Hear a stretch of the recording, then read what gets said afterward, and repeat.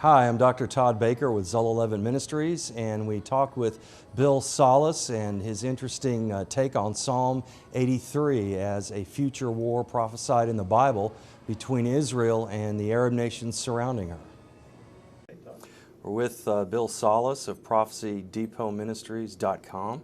Bill, thanks for joining us today here at the pre-trib conference in Dallas, Texas. Oh, thank you, yes. And you've recently updated your book, Israelistine. It's Psalm 83, and it talks about and analyzes current Middle East situation with the end-time prophecy of Psalm 83, correct? That's absolutely correct. The updated version of Isralestine came out in January of 2013. Okay. Why is Psalm 83 important for our day, Phil? Well, I think it's very applicable for our time. It's a prophecy written 3,000 years ago by King David's worship leader Asaph, who was also a prophet, we're told in 2 Chronicles 29:30. And he talks about a confederacy that is going to come together of Arab populations and people groups, which today happen to share common borders with Israel. Lebanon, Hezbollah are there, Syria, Jordan, Iraq, Saudi Arabia, Palestinians, Hamas, Egypt, enemies of Israel since Israel became a nation and the wars that they've fought. And of course, the terrorist groups have spawned from that. But Asaph says that they're going to come together in a confederacy. They're going to form a devious plan, and they're going to try to cut the nation off that the name of Israel can be remembered no more. It's a confederacy that wants to wipe Israel off of the map. And we're told later on in Psalm 83, verse 12, that they want to take for themselves the pastures of God for a possession. So it's a prophecy that has not found fulfillment yet through the Old Testament, and they want to destroy the nation of Israel, which means there has to be an Israel. There was no Israel between 70 AD and 1948, but there is an Israel now. And what is the mantra of a lot of the Arab states over there right now? They don't, Hamas, terrorist population out of the Gaza, we don't recognize Israel's right to exist. Syria doesn't recognize Israel's right to exist.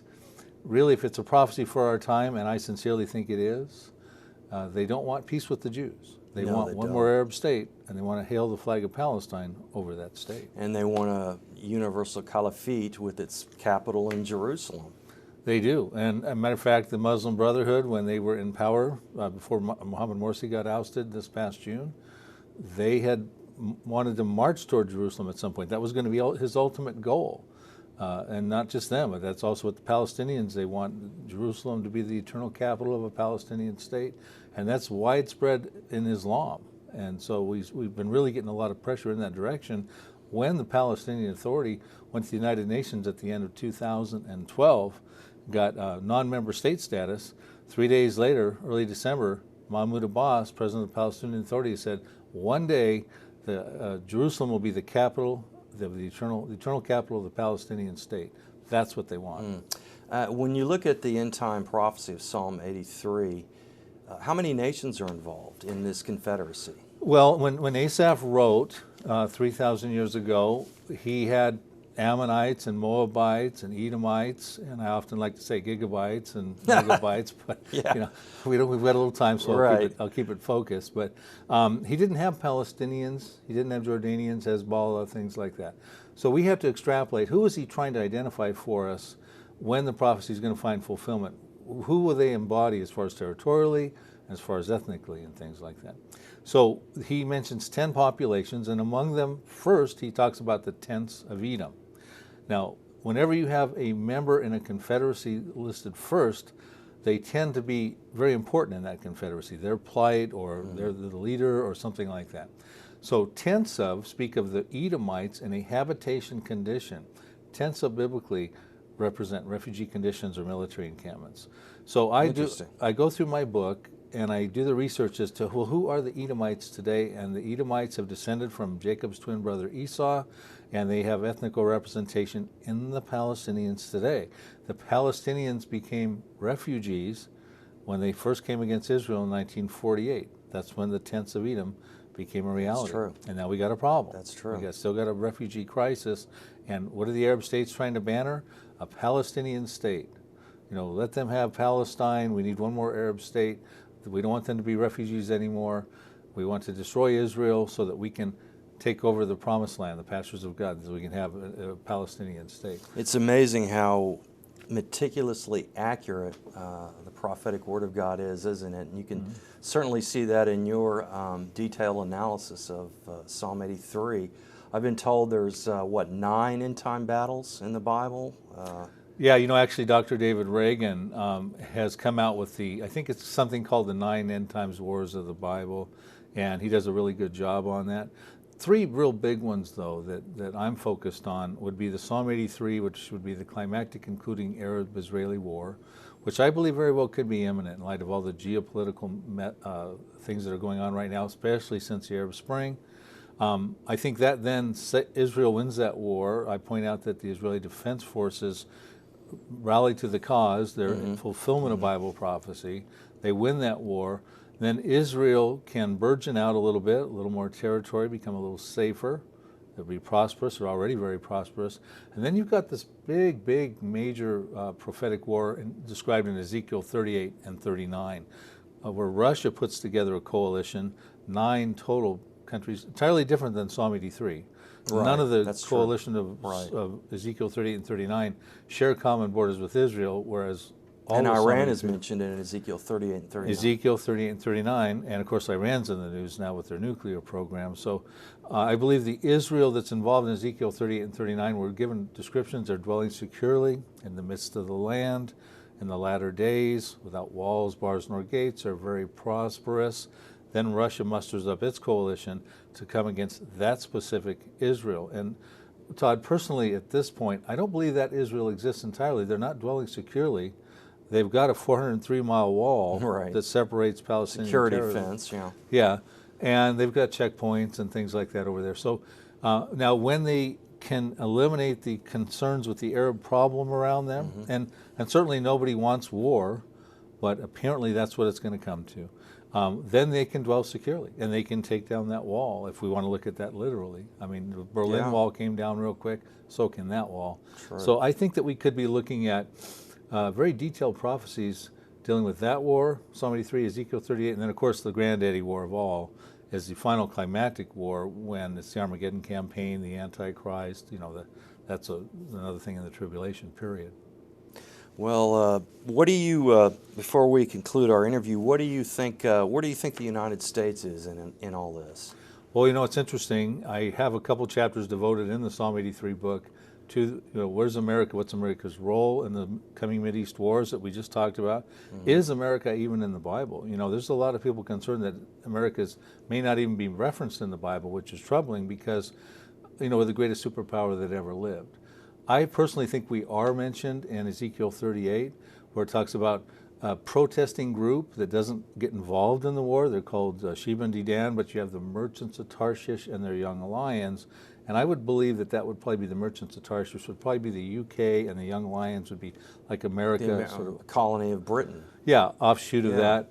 But the problem there is that we're not necessarily coming to Israel's rescue in that. We're not, we seem to be kind of like standing on the sideline going, what are you doing, Russia? And so the concern is that what happens to America to go from such a great superpower status to probably just a protester on the sidelines, that kind of thing. And so I've got a big concern about the direction America's going in right now. I think maybe the rapture happening right before the tribulation plays a factor into their pacifist protesting role? Well, that would certainly, it would neutralize not only American army, but it would also neutralize a lot of the European armies and the Western armies in general. Matter of fact, in the scenario you're suggesting there, if you have Israel winning some wars in Psalm 83, and the Russian war, were actually not the IDF, but the Lord stops that war, we're told, with fire and hailstone and brimstone in Ezekiel 38.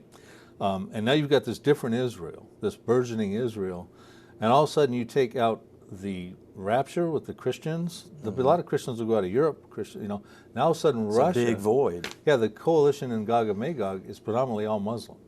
No Muslims, unless they believe in Jesus, and if they believe in Jesus, they become a Christian, not a Muslim any further. Those Muslims are not going to be raptured. Their armies will still be 100% intact. Western armies will be neutralized. Greatly depleted. Greatly depleted. Not just America, but also Lutherans in Germany and that sort of thing. So you would have a situation where Russia could say, look, Iran, Turkey, Libya, and all the other members involved in that coalition say, look, the only thing standing between us and superpower status now is that burgeoning Israel over there. Let's go get their wealth. They think they're dwelling securely at this point in time. Let's go tackle them. So that would be in Ezekiel 38 and 39. So that's if the rapture occurred before Ezekiel 38 and 39. So, you know. It makes sense. You know, it all seems to fit together and the way things are unfolding. Well, we don't know the timing, of course, of the rapture. Right. It's a signless event. It's imminent. Right. It could happen at any moment. I subscribe to a pre-trib rapture. I don't think the church will be appointed to the wrath Amen. of God that So do I. displayed in the rapture, in the tribulation. But I also believe Psalm 83 is a pre-trib scenario, and I point out why it can't happen in the tribulation. When you understand the psalm, it has to happen before the tribulation. I also believe there's sound reasons to think Ezekiel 38 and 39 happens at least 3.5 years before the tribulation. They're burning weapons for 7 years. 7 years, yeah. So in that's the right. first half of the tribulation, 3.5 years, they could be burning weapons. And the first 3.5 years before the tribulation, they could be burning weapons. So some of us subscribe to the thought that that's also a pre-trib event. And the rapture, of course, pre-trib. Right. So 3 big pre-trib events that seem to be on the nearby horizon. Yeah, for sure. And all game changers for the world. Yeah. And so it brings us to the point of, well, okay, what does that mean to the common guy? I mean, and the Christian even, that's still here. Well, it's certainly an opportunity to present to the unbeliever the accuracy of God being able to predict the future millennia ago, and also it opens up an opportunity to share the gospel, you know, and which you've done it through your ministry. Bill, before we close our interview, how can people get in touch with you and learn more about your ministry? Well, prophecydepot.com, like Home Depot, prophecydepot.com, that's my website. I've got articles, I've got my books and products, I got DVDs and things there. So I would invite them to visit there. We have a newsletter that's free, we send out through the email, and all the TV and radio shows that I'm on and things like that. So it's all right there, prophecydepot.com. Well, great. Thanks so much for joining us today, Bill, and giving us your insights on Bible prophecy and end-time battles such as Psalm 83. Thank you, sir. Yes, thanks, Todd. Okay.